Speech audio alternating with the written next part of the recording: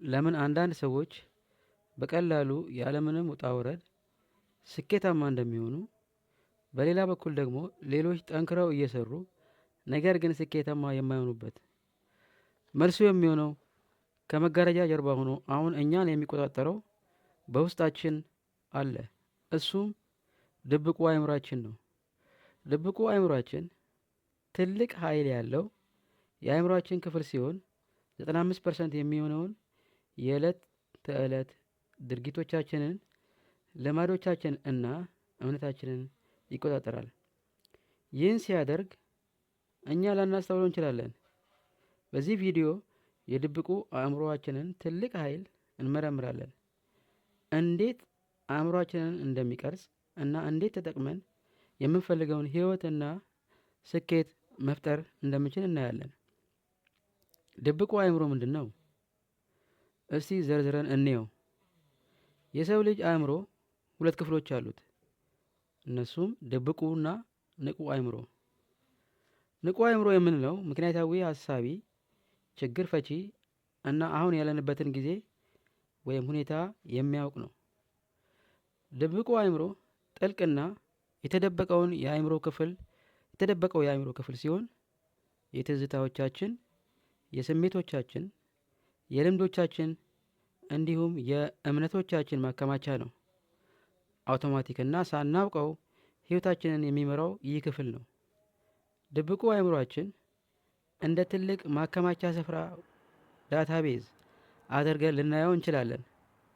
ከልጅነታችን ጀምሮ በልምዶቻችን፣ በአካባቢያችን እና በሀሳቦቻችን የተቀረጸ እና ፕሮግራምድ የሆነ ነው።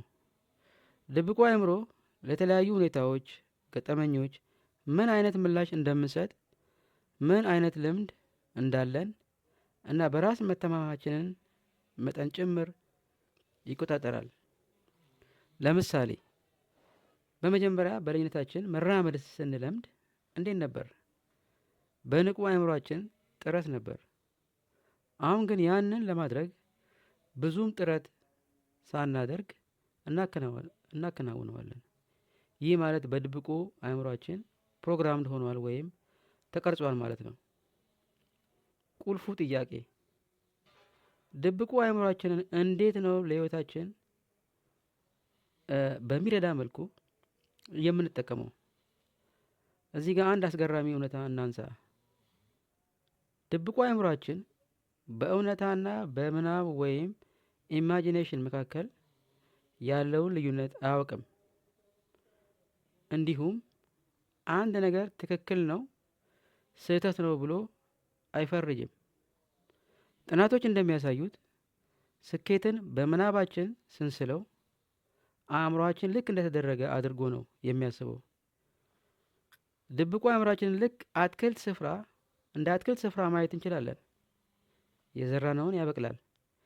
በተደጋጋሚ ለራሳችን ጥሩ አይደለውም ብለን ስንነግረው አእምሯችን ያንን ሀሳብ ተፈጻሚ የሚሆንበትና ወደ እውነታ የሚቀየርበትን መንገድ ይፈልጋል።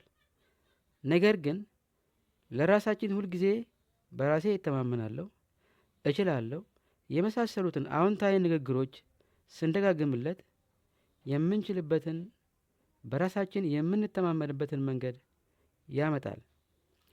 ታዲያ ይህን ከተረዳን እንዴት ነው ድብቁ አእምሯችንን ለእኛ በሚመች መልኩ የምንቀርጸው? አሁን እነግራችኋለሁ። የሚከተሉትን 3 ቀላል ግን ውጤታማ ቴክኒክ መጠቀም እንችላለን። 1. ለራሳችን አዎንታዊ ንግግር መናገር። በየቀኑ እየደጋገምን አዎንታዊ ንግግር ስንናገር አሉታዊ እምነት እየጠፋና እየቀነሰ በመምጣት አዲስ መልካም የሆነ የራስ እይታ ሰልፍ ኢሜጅ እየተገነባ ይመጣል። ሁለተኛው በየቀኑ ጥቂት ደቂቃዎች ወስደን አላማዎቻችን እና እቅዶቻችን ሲሳኩ በአይነ ህሊና ማየት። እያንዳንዱን ዝርዝር አላማዎቻችንን በአይነ ህሊና ደጋግመን ስናይ የመሆን እድላቸው በጣም ከፍ እያለ ድብቁ አእምሮ እያመነበት ይመጣል። ሶስተኛው ድብቁ አእምሯችንን እኛ በፈለግነው መንገድ ለመቅረጽ የሚጠቅመን ሜዲቴሽን ነው። ሜዲቴት ስናደርግ ንቁ አእምሮን ጸጥ እንዲል ያደርገውና የምንፈልገውን አዲስ ሀሳብና እምነት ወደ ድብቁ አእምሮ እንዲያልፍ እናደርገዋለን። ድብቁ አእምሯችን ሁልጊዜ እኛን እያዳመጠ ነው። ለእኛ እየሰራ ወይም ከእኛ በተቃራኒው እየሰራ ሊሆን ይችላል። ይህ የሚወሰነው ግን እኛ በሚሰማን ሀሳብና ስሜት መሰረት ነው። መኖር የምትፈልጉትን በአእምሮ ሳሉትና የድብቁን ተአምራዊ ኃይል ተጠቀሙ። አሁን ጊዜው የእናንተ ነው። ከላይ የጠቀስኳቸውን ቴክኒኮች ተጠቀሙ እና የድብቁ አእምሮ ለእናንተ እንዲሰራ አድርጉት። ይህን ቪዲዮ ጠቃሚ ሆኖ ካገኙት ላይክ አድርጉ። ተጨማሪ ጠቃሚ ሀሳቦችን ለማግኘት ሰብስክራይብ ያድርጉ።